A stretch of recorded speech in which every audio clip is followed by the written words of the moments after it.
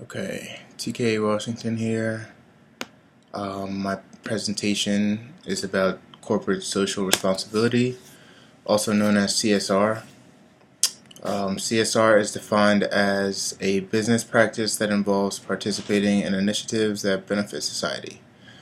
That could be anything from utilizing more sustainable business practices, such as recycling, or participating in community cleanup events.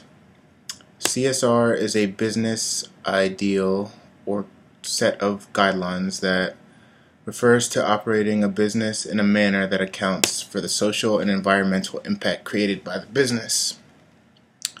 So essentially, CSR is corporations' way of making sure that their impact on the environment is minimal and that the processes and things they go through to eliminate waste and reduce their overall carbon footprint.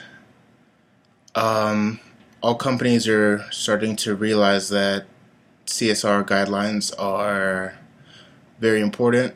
Natural resources are running out fairly quickly. Everybody knows this, and corporations are taking that into effect with their techniques of production. The two companies I decided to look at were Coca-Cola and Pepsi. I figured I'd do two companies within the same industry to see how their guidelines compared. So the CSR guidelines found on for both companies outline the mission, the values, and the vision of the company. Coca-Cola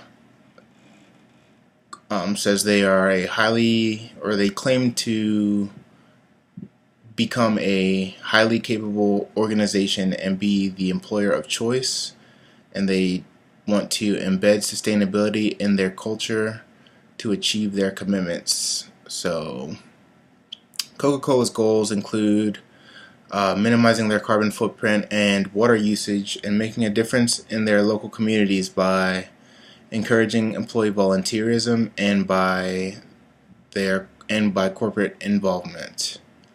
Pepsi is very similar with their CSR guidelines,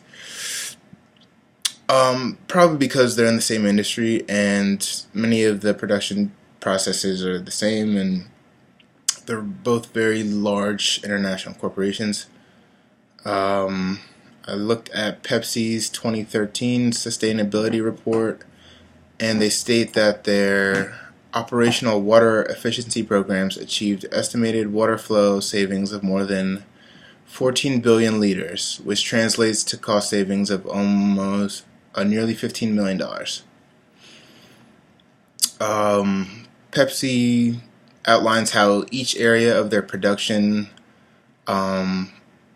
has specific sustainability goals and how they're being implemented. So they divide it into waste reduction, water reduction, the larger community at hand as far as employment, and they also divide it into like waste treatment. Both companies are do an excellent job of following the 4 strategies of natural capitalism. Radical resource productivity is practiced by both companies via their strategies for recycling and making sure their waste is either recycled or disposed of with minimal damage or negative impact to the environment.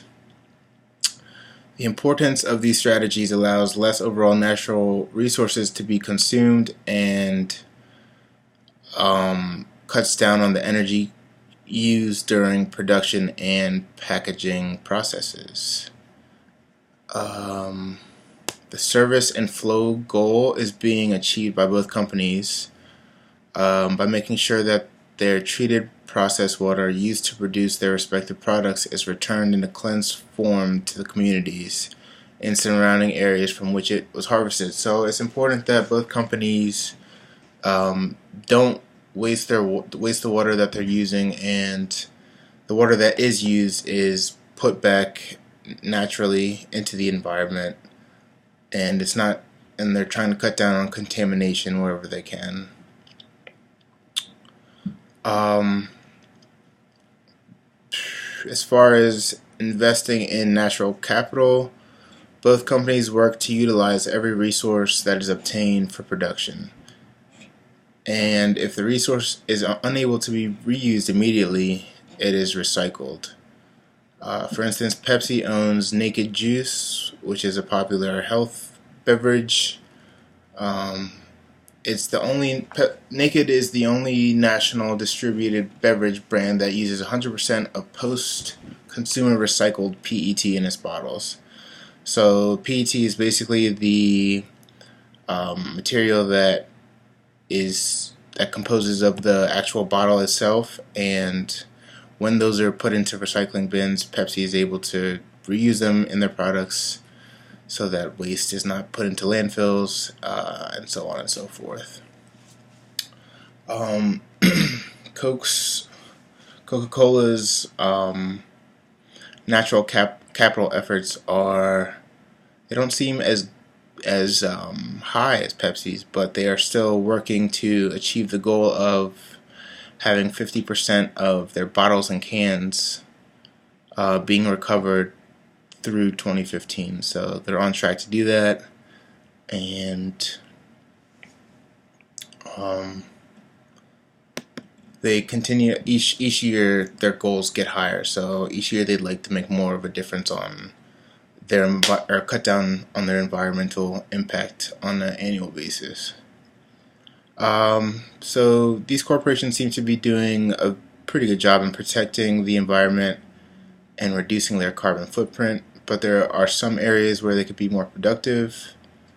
I think the biggest area that they probably need to work on is the amount of pollutants that are created via their factories and warehouses.